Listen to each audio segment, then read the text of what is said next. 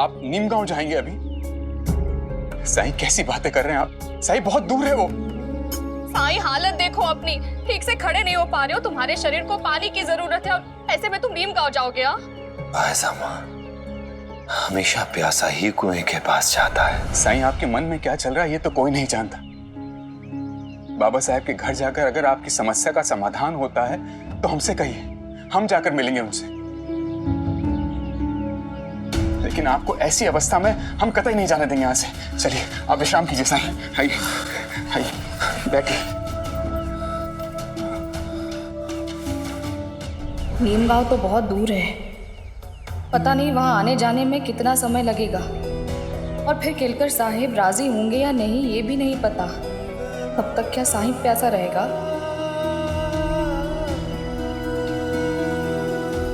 ऐसा क्यों कर रहे हो साईं? केवल बाबा साहब केलकर के यहाँ से पानी क्यों चाहते हो तुम?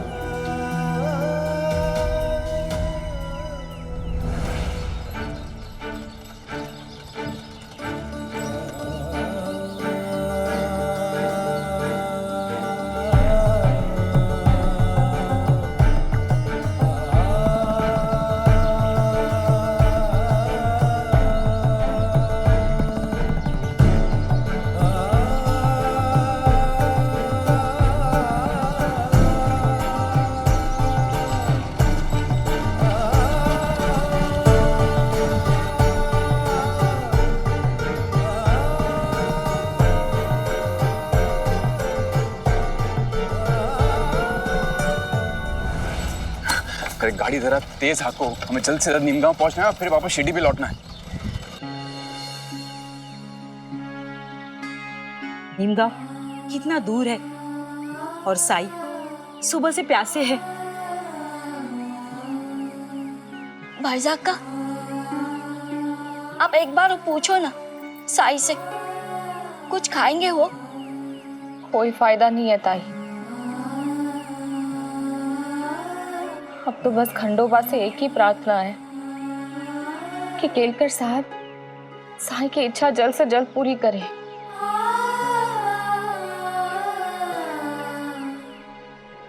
केशव,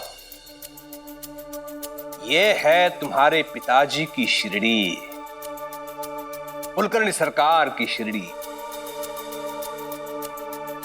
और ये जो दो गांव है ना, ये और ये मेरे क्षेत्र में आते हैं, मतलब इन पर मेरा नियंत्रण है। और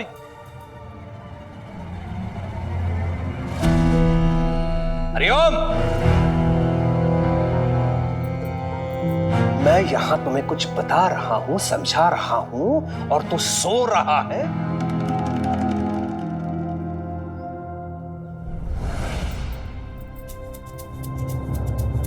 अहो, वो आपने सुबह सुबह उठा दिया ना, तो नींद पूरी नहीं हुई होगी, इसीलिए सो रहा है। मैं कुछ खिला पिला देती हूँ, उसके बाद आप काम काज समझा दीजिएगा ना। तुम चुप बैठो, मैं इसे कोई लोरी नहीं सुना रहा हूं जो ये सो जाए।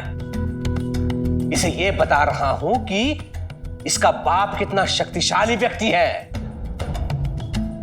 इसे मुझ पर गर्व होना चाहिए रुक्मिणी।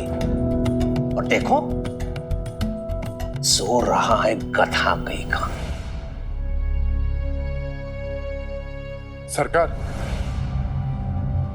एक खबर है। बोलो। दूसरे गांव से कुछ लोग शिरडी आ रहे थे और उन्होंने सरकारी घोड़ा गाड़ी पर हमला कर दिया। सुनने में आया है कि उसमें एक अंग्रेज अधिकारी और उनके कुछ सैनिक भी थे। हरिओम, लूटपाट भी हुई है सरकार। हरिओम, डाकू थे क्या? और वो शिरडी क्यों आ रहे थे? ये घटना घटी कहां पे? शिरडी की सीमा के एकदम बाहर। और वो शिरडी क्यों आ रहे थे ये तो पता नहीं चला। हरिओम, हरिओम, मुझे ये जानना है कि वो लोग कौन थे और शिरडी क्यों आ रहे थे। हरिओम।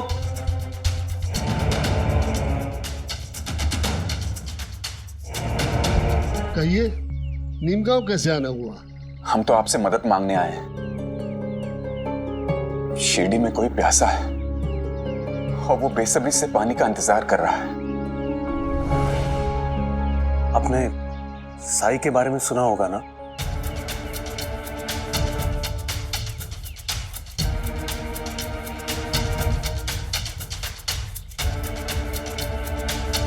देखिए, ये तो हम भी नहीं जानते कि साई क्यों आप ही के घर का पानी पीने की जिद ठाने बैठे हैं। हाँ, पर हम इतना जरूर जानते हैं कि जब तक हम आपके घर का पानी लेकर नहीं लौटेंगे, वो कुछ भी खाएंगे पिएंगे नहीं। मैंने सुना है साईं के बारे में, बहुत चमत्कार किए हैं उन्होंने मेरे घर का पानी मांगा। ये मेरे लिए बड़े सौभाग्य की बात है। लेकिन जहां तक मैं समझ रहा हूं, हो सकता है साईं की इस मांग के पीछे कोई गहरा अर्थ छुपा हो। मैं आपके साथ शिरडी चलना चाहूंगा। बाबा, दोपहर के लिए इधर आइएगा, आपसे कुछ बात करनी है।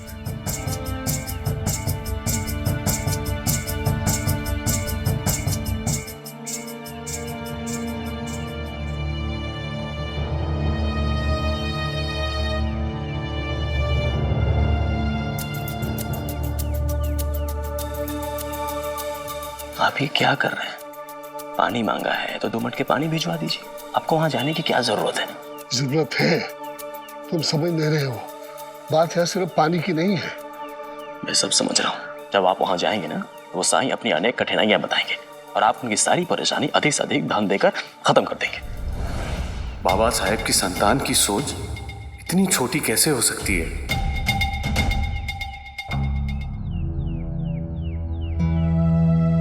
कुछ भी बोल देते हो।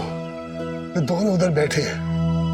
भगवान करे उन्होंने तुम्हारी बात न सुनी हो। सुन भी लिया हो तो मुझे इससे कोई फर्क नहीं पड़ता है। मुझसे की अधिक पढ़े लिखे हो, पर मेरे पास अनुभव है। अभी तो मेरी बात मान लिया करो। मैंने सुना है कि साईं एक सिद्ध पुरुष है, महान आत्मा है।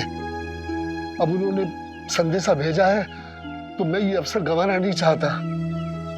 मैं वहां जरूर जाऊंगा। ठीक है, तो इस बार मैं भी आपके साथ चलूंगा, ताकि आपकी अच्छाई का कोई अनुचित लाभ ना उठा सके।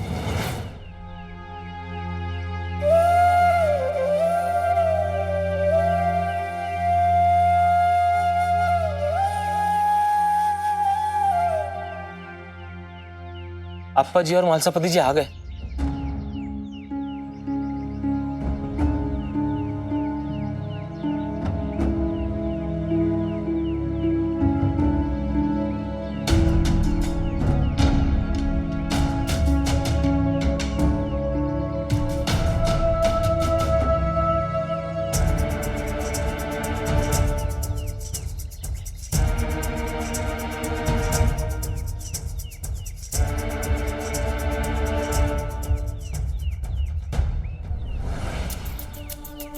ये क्या तमाशा है? यहाँ सारे बर्तनों में पानी है, तो क्या ये पानी नहीं पी सकते?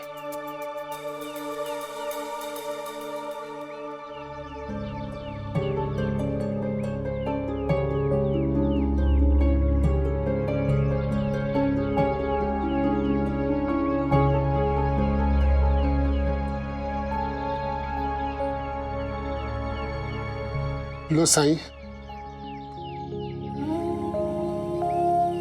मेरे घर के कुएं का पानी है।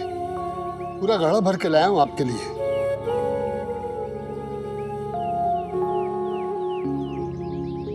इतने से पानी से मेरी प्यास नहीं बुझेगी बाबा साहेब।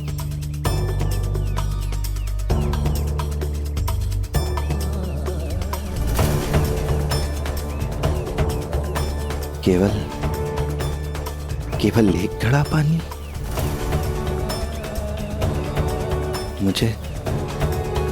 मुझे तो जल से भरे 4 कलश चाहिए। लाए हैं आप?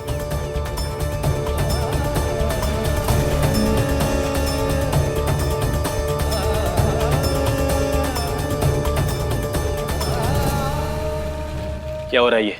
हैं?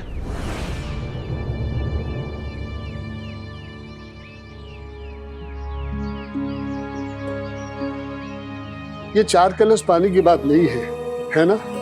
पानी तो आपके पास भी बहुत है। आपने मुझे बुलाया पानी के बहाने, क्योंकि आप मुझसे कुछ कहना चाहते हैं। बताइए ना साईं।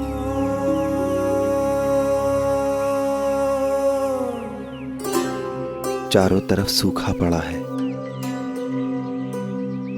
जो लोग मुझसे मिलने शिरडी आते हैं, रास्ते में उन्हें बहुत तकलीफों का सामना करना पड़ता है,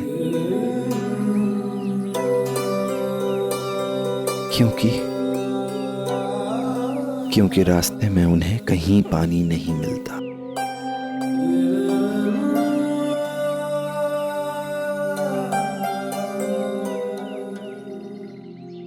आप मुझसे पानी की प्याऊ बनवाने के लिए कह रहे हैं?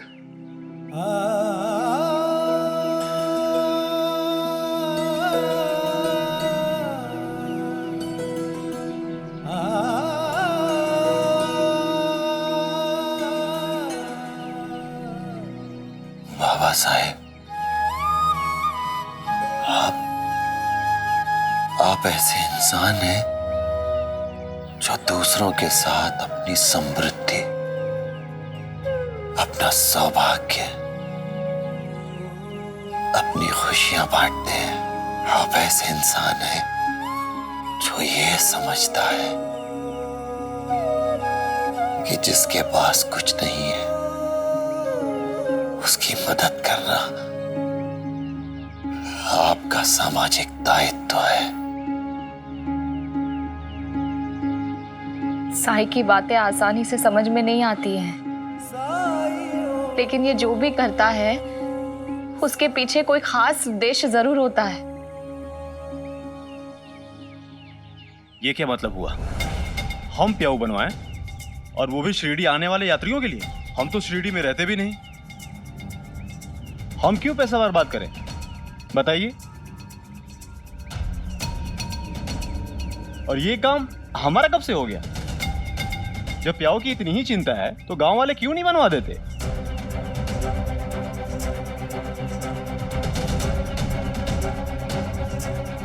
हम इन प्याऊ का खर्चा क्यों उठाएं? हम इन चीजों के लिए क्यों परेशान हो? वामन, क्या तुम्हें अपने गांव के बाहर प्यास नहीं लगती? लगती है, लेकिन मैं अपने साथ पर्याप्त पानी लेकर चलता हूं। बावन, प्रश्न केवल 4 कलश का है बेटे। नहीं पिताजी, प्रश्न 4 कलश पानी का नहीं है, 4 प्याऊ का है। और वो 4 प्याऊ हमेशा पानी से भरे रहें, इसके लिए वहां 8 पहर एक आदमी को रखना पड़ेगा, जिसको हमें वेतन देना पड़ेगा। उन प्याऊ में पानी भरने के लिए हमें एक बैलगाड़ी रखनी पड़ेगी, इसका खर्चा भी हमें ही देना पड़ेगा।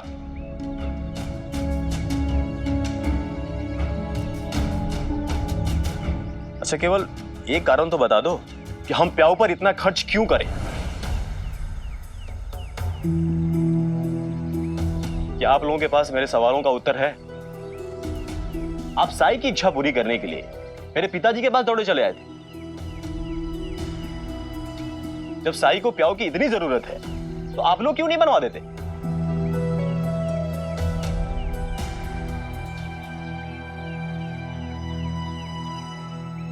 साई, हम आपके लिए प्याऊ बनवा देंगे।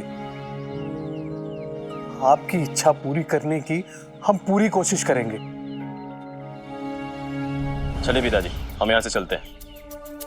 साई को पानी चाहिए था और आपने यहां आकर उनको पानी दिया। आपने अपना कर्तव्य पूरा किया। अगर इन्हें और पानी चाहिए तो यह हमारी समस्या नहीं है। चलिए।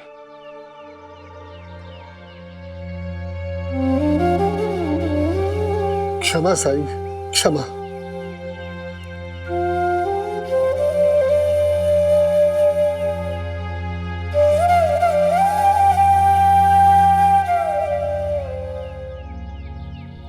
तुम प्याऊ बनवाना चाहते हो तो ये हमें पहले बताना चाहिए था ना।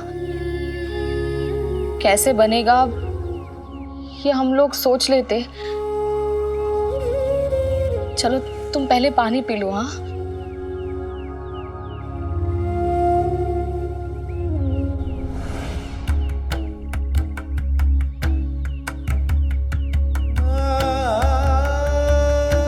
नहीं बायसमा, जब समय आएगा तो मुझे वो पानी भी मिल जाएगा जिससे मेरी प्यास बुझेगी।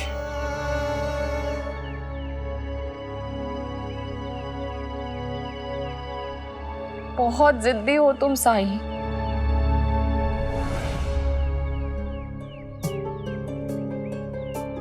साई, अब क्या आप अपनी जान देना चाहते हैं? ऐसा क्यों कर रहे हैं आप?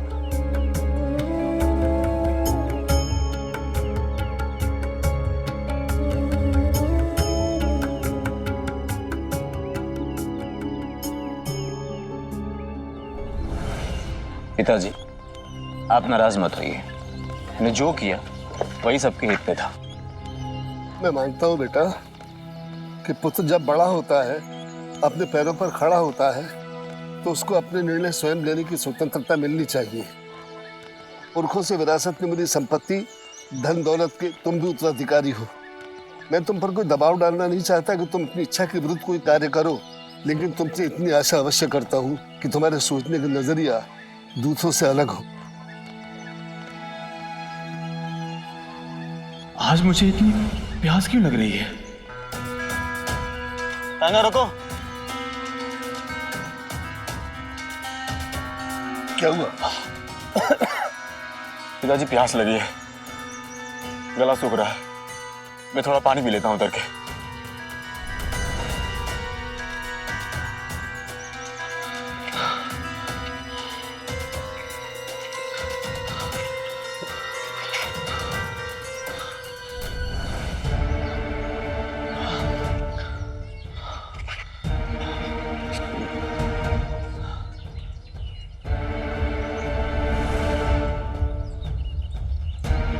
पिताजी, सारा पानी पीकर मैं खत्म कर चुका हूँ, फिर भी प्यास लग रही है। बहुत प्यास लगी है क्या? हाँ पिताजी, बहुत प्यास लगी है। आपको नहीं लगी? परेशान मत हो बेटा, यहाँ आसपास में कोई कुआं, झरना या नदी अवश्य मिलेगी। मेरा गला सूखा जा रहा है पिताजी। बिना पानी के अब आगे की यात्रा नहीं होगी मुझसे।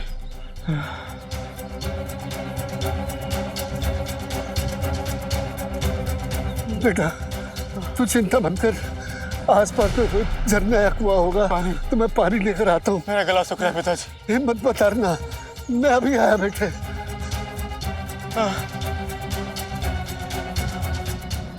पानी पानी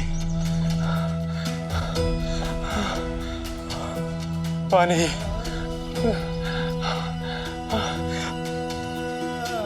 पानी पानी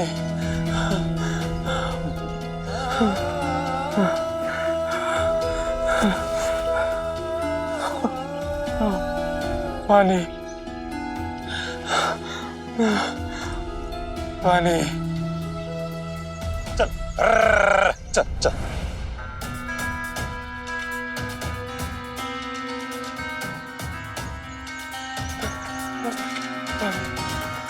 चल चल चल चल बेटा चंदू, चल चल चल चल। हाँ मुझे मालूम है तू बीमार है। चल चल चल, थोड़ी दूर तक जाना है। चल चल चल, आजा बेटा, आजा आजा आजा।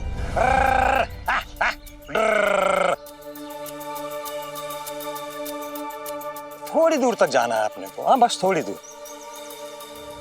चंदू बहुत बीमार है, उसके इलाज के लिए पैसे नहीं है मेरे पास। बाबा साहब से पैसे मांगने आया हूँ। चंदू तुम्हारा बेटा है? चंदू मेरे गधे का नाम है। मुझे मालूम है बेटा चंदू तू बीमार है, बस ये है ना थोड़ी दूर तक जाना है अपने को। हाँ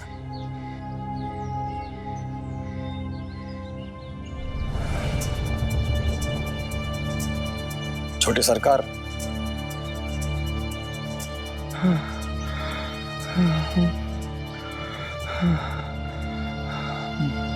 प्रणाम छोटी सरकार। आप यहाँ इस हालत में, आपको कुछ चाहिए क्या? यहाँ आसपास कहीं तालाब, कुआं है? यहाँ से 5 कोस दूर एक छोटा सा तालाब है। 5 कोस दूर? मतलब एक पैर की यात्रा के बाद पानी मिलेगा? तब तक तो मैं प्यास से दम तोड़ दूंगा। अब तो बिना मांगे काम नहीं चलेगा।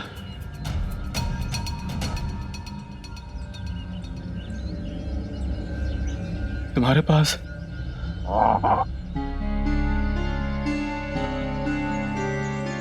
क्यों चिल्ला रहा है तू?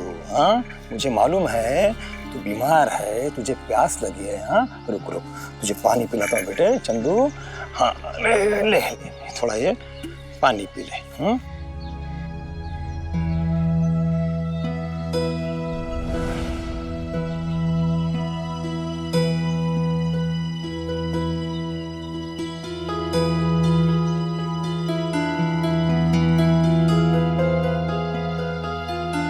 माफ करना सरकार, आप कुछ कह रहे थे? हाँ, हमारे पास पानी का और कोई दूसरा पोटरा है? नहीं सरकार, उसकी कोई जरूरत ही नहीं पड़ती। इसी से हम दोनों की जरूरत पूरी हो जाती है। आपको पानी चाहिए क्या?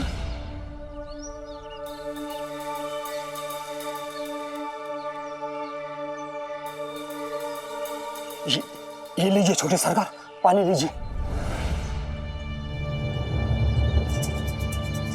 इससे तो अभी गधे ने पानी पिया, मैं कैसे पी सकता हूं?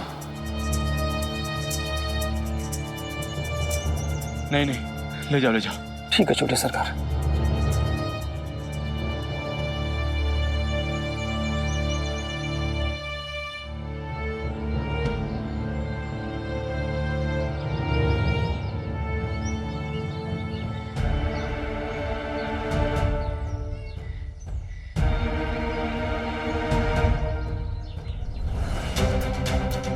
अगर ये चला गया तो मुझे पास कुछ दूर जाना पड़ेगा पानी के लिए। नहीं नहीं नहीं, मैं तो प्यास से मर जाऊंगा। रुको,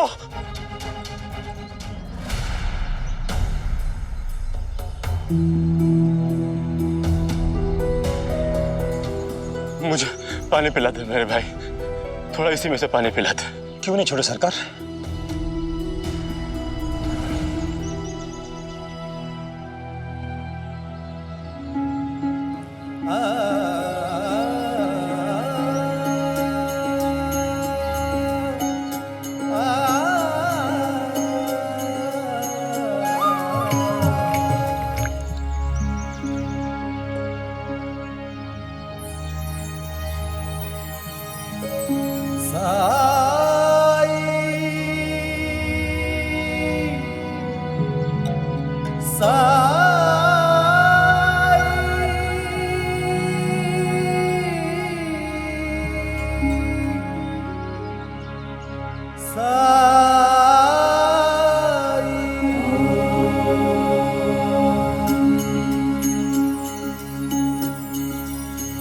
आप यहाँ कैसे साई?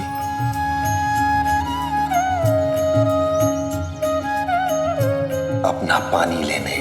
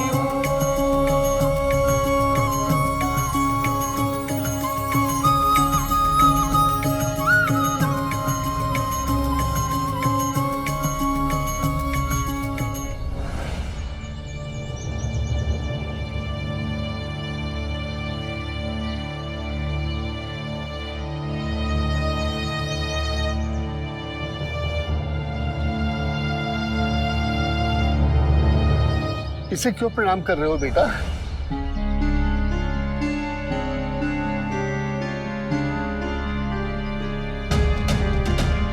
साई, साई कहाँ गए? साई? साई या कहाँ है? यहाँ तो हम केवल तीनों ही है ना बेटा।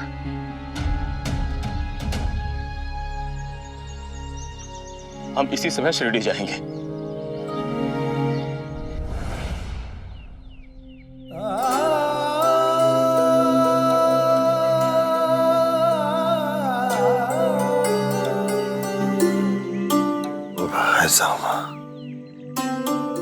मुझे पानी पिला दो।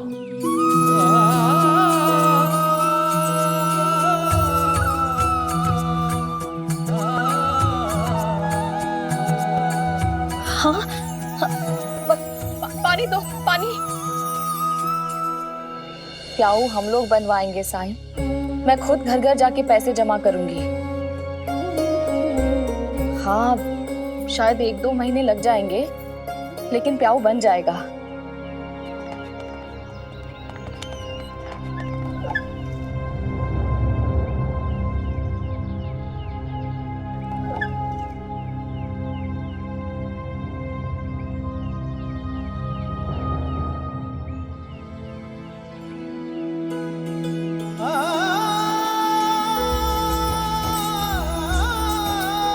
मुझे क्षमा कर दीजिए साईं।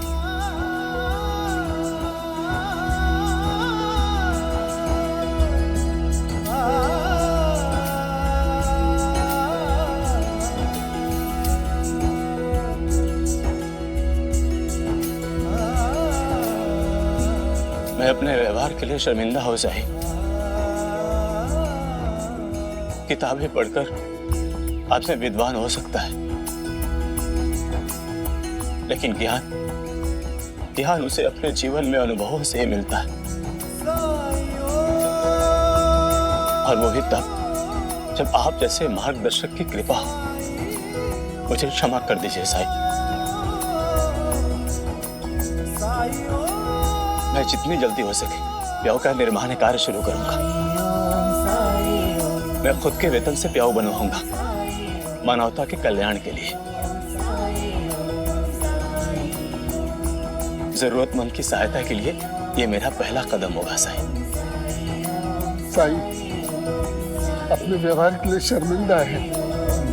मेरे पुत्र को आशीर्वाद दीजिए।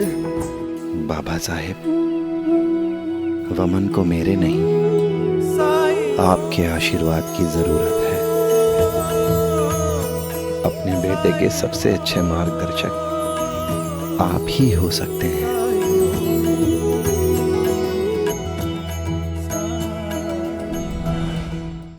बमन को सिर्फ अपने पिता को समझने, उनका अनुसरण करने, उनके नक्शे कदम पर चलने की जरूरत है, बस।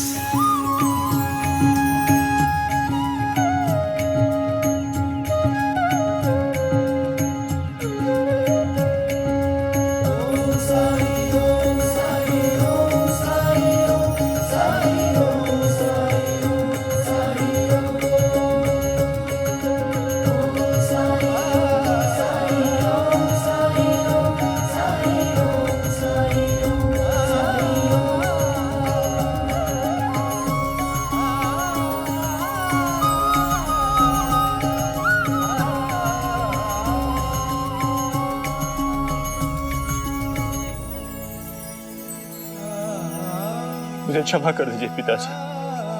मैं हमेशा आपके दान पुण्य को, परोपकार को आपकी अच्छाई और भोलापन समझता रहा। मैं सोचता था कि लोग आपको मूर्ख बनाकर पैसा ऐंठते हैं। मुझे माफ कर दीजिए पिताजी, माफ कर दीजिए। बेटे, आज तक तुम केवल मेरे पुत्र थे, पर इस क्षण से तुम मेरे सच्चे उत्तराधिकारी बन चुके हो। मुझे तुम्हारी हर बात पर गर्व है। शिक्षा और सफलता के साथ तुमने विनम्रता, दया और मानवता को भी समझ लिया है बेटे।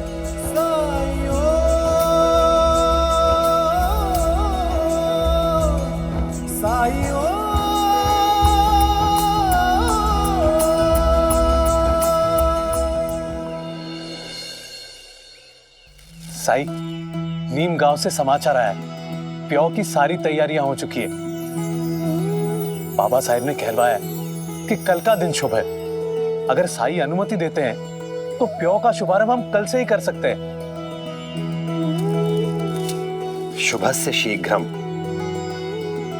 निस्वार्थ मन, निस्वार्थ भाव से किए जाने वाले काम के लिए हर समय शुभ समय होता है। कल ही से शुरू करते हैं। साईं, मैंने प्याऊ के लिए तख्ती बनाई है। मैं सोच रहा था हमें इस पे कोई संदेश लिखना चाहिए। आप बताइए क्या लिखें? हमें सेवा का एक अवसर अवश्य दे, ऐसा लिखवा दो। ठीक है सर। कुलकर्णी सरकार इस गांव के मुखिया हैं, तो क्या हमें उन्हें बुलाना नहीं चाहिए? अवश्य बुलाना चाहिए मालसापति जी। वहां पर वो आएंगे या नहीं, ये तो समय ही बताएगा। सरकार, सरकार, गवर्नर साहब ने चिट्ठी भेजी है आपके लिए। अच्छा, हाँ पढ़।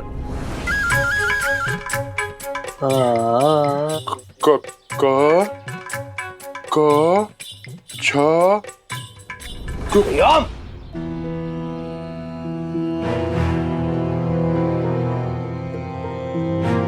कुछ दिन पहले एक अंग्रेज अधिकारी के काफिले पर हमला हुआ। सैनिकों को बंधक बनाकर गांव वालों ने घोड़ा गाड़ी पर रखे पानी को छीन लिया। हालांकि घटना शिरडी गांव के बाहर घटी, लेकिन लूटपाट करने वाले लोग शिरडी के तरफ जा रहे थे। भविष्य में सरकारी अधिकारियों के साथ ऐसी घटना ना हो, ये सुनिश्चित करने की जिम्मेदारी आपको दी जा रही है। अगर असफल रहे तो दोनों गांवों को खो देंगे आप।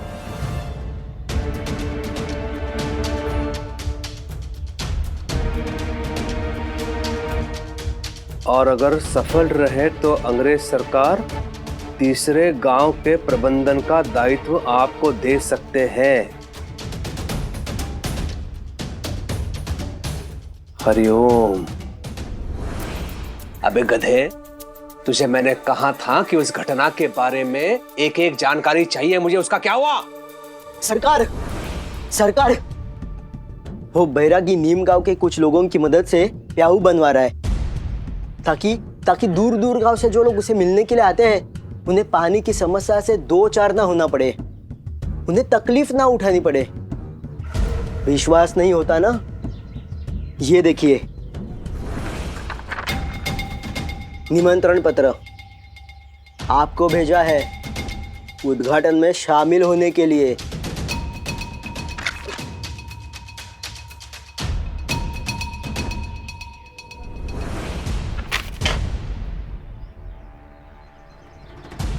देखा सरकार, कितना दिखावा कर रहा है साईं। आपको कुलकर्णी सरकार को निमंत्रण भेजा शामिल होने के लिए, उद्घाटन के लिए नहीं। उद्घाटन तो वो खुद करेगा, आप ताली बजाने जाइएगा। हिम्मत देखिए उसकी, वो ये दिखाना चाहता है कि वो आपसे बड़ा हो गया है। हरिओम। उंगली टेढ़ी करने का समय आ गया है अंता। हो न हो, अंग्रेज सरकार के गाड़ी पर हमला करने वाले, पानी छीनने वाले लोग साईं के ही लोग थे और उससे मिलने शिरडी आ रहे थे वो। तो क्या ये खबर अंग्रेज सरकार को दे दे? चुप बैठ, मूर्ख कहीं के। कोई सबूत है तुम्हारे पास? हरिओम। दूध का जला छाछ भी फूंक फूंक के पीता है। विष्णु की घटना में मैंने धोखा खाया है, इस बार मैं गलती नहीं करूंगा। सब समझ बूझ के करूंगा। जाएंगे उद्घाटन समारोह में, जाएंगे। हरिओम।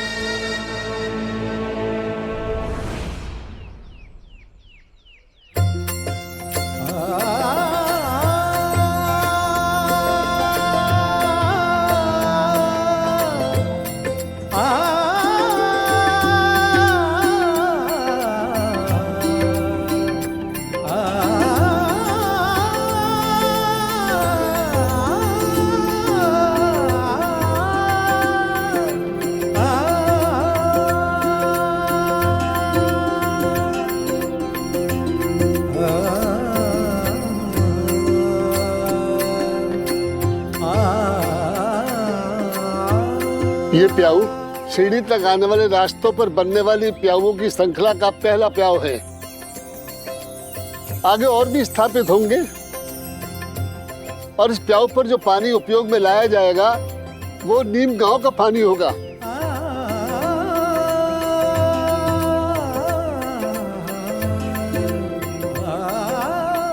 प्याऊ का उद्घाटन हो चुका है। अब सबसे पहले पानी मैं पिलाऊंगा।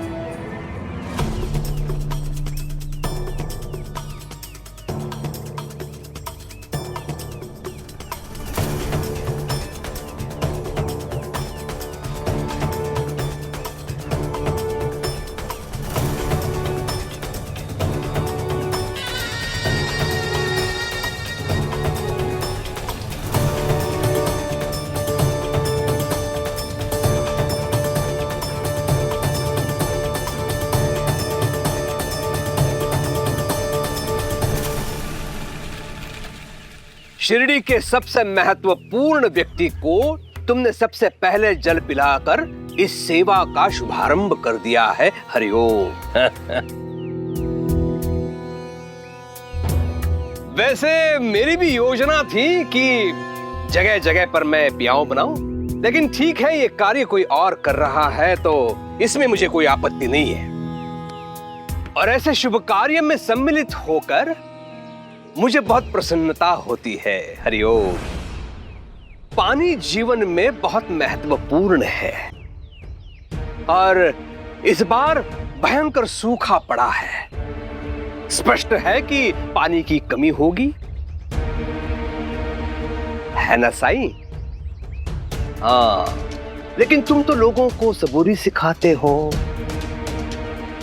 तो तुमसे मिलने आ रहे लोग अपने प्यास पर नियंत्रण क्यों नहीं रख पाए?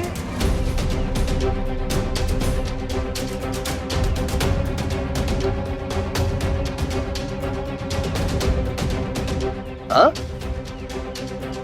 हिंसक क्यों बन गए? सरकारी वाहन पर उन्होंने हमला क्यों किया? अंग्रेज सरकार के घोड़ा गाड़ी से पानी छीन लिया क्यों? सैनिकों को बंदी बना लिया गया क्यों?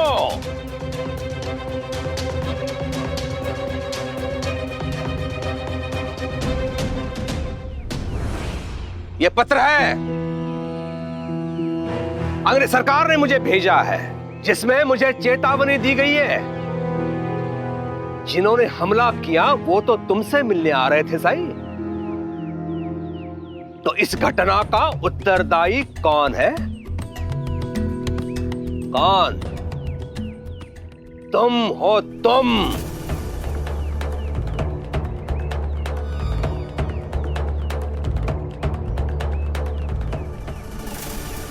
हिंसा किसी भी कारण से हो दुर्भाग्यपूर्ण ही है, लेकिन अगर किसी को अपनी प्यास बुझाने के लिए पानी भी न मिल सके तो इससे ज्यादा दुर्भाग्यपूर्ण और क्या हो सकता है। और प्याऊ इसीलिए लगवाया है ताकि कम से कम पानी जैसी बुनियादी जरूरत पूरी हो सके और कोई हिंसा का सहारा लेने के लिए मजबूर ना हो। उपदेश दे दिया और अपने उत्तरदायित्व से मुक्ति पाली। हरिओम। ऐसे सरल मार्गों का उपयोग तुम कर सकते हो साईं, मैं नहीं। मैं मुखिया हूं, शिरडी का संरक्षक हूं। यहां नियम और व्यवस्था का दायित्व मुझ पर है और मुझे कोई संदेह नहीं है कि शिरडी में अराजकता फैल चुकी है। इसलिए अंग्रेज सरकार द्वारा दिए गए अधिकारों का उपयोग करते हुए मैं इसी समय शिरडी में जमाबंदी घोषित करता हूं।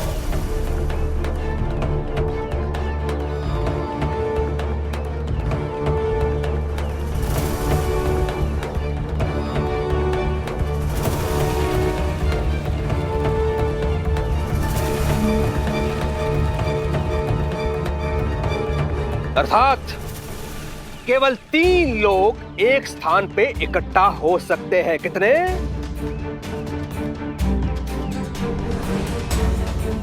केवल 3 लोग, इससे अधिक नहीं, किसी भी परिस्थिति में।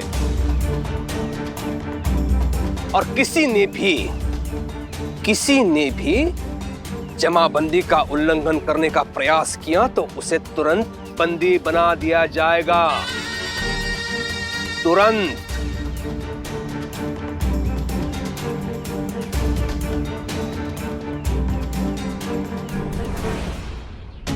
पर जमाबंदी तो बहुत ही सख्त नियम है, और कैसी अराजकता की बात कर रहे हैं आप। कुछ आदमियों ने अंग्रेज सरकार की बग्गी पर हमला किया, वो भी सिर्फ पानी के लिए। आप सोचिए कि पानी ना मिलने पर इंसान हिंसा पर उतर आया, अपनी प्यास बुझाने के लिए उसने पानी लूटा। अब आप ही बताइए कि इसमें असफलता किसकी है? उन लोगों की, साई की या प्रशासन की, जिसने लोगों की बुनियादी जरूरतें भी नहीं पूरी की। हरिओम हरिओम।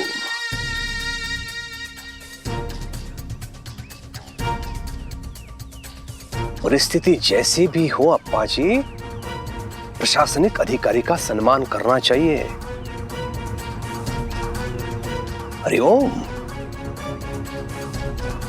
तर्क कुतर्क से नियमों की अनदेखी नहीं की जा सकती। नियम तो नियम है। मैं ये सुनिश्चित करूंगा कि सभी जमाबंदी के नियमों का पालन करें। जमाबंदी का अर्थ समझते हैं आप?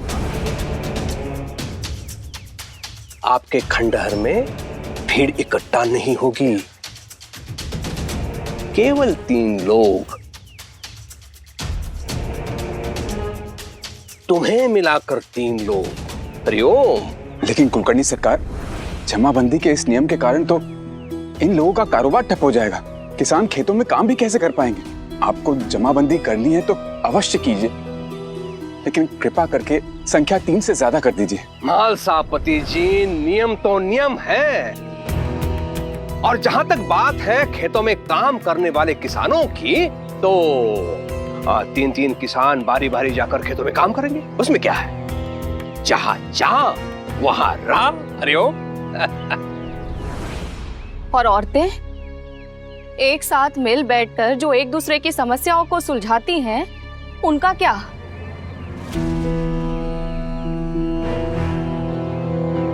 औरतें कब से समस्या सुलझाने लगी? वो तो स्वयं एक समस्या होती है।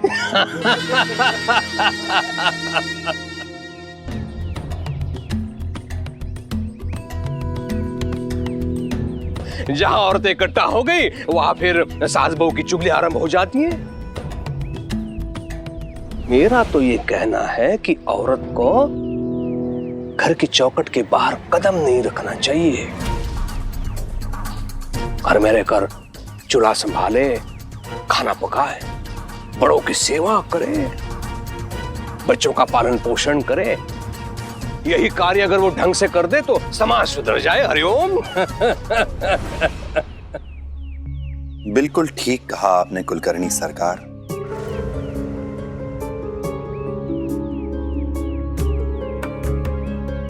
स्त्री के जिन गुणों का बखान आप अभी कर रहे थे, वो सच में मानव जीवन का सबसे महत्वपूर्ण अंग है। बच्चों का पालन पोषण मतलब हमारे भविष्य का संरक्षण। घर का प्रबंधन मतलब हमारे वर्तमान की देखभाल। अवसर मिला नहीं, प्रवचन शुरू हो जाता है तुम्हारा। हरिओम।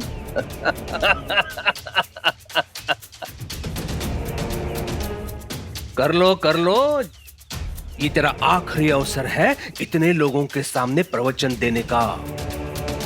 इसके उपरांत केवल 2 लोग आएंगे तुम्हारे पास। कितने? 2 लोग। बोलो बोलो, जितना चाहे बोलो। और सुनो, कोई भी इस नियम की गंभीरता को समझने में भूल ना करे। हरिओम।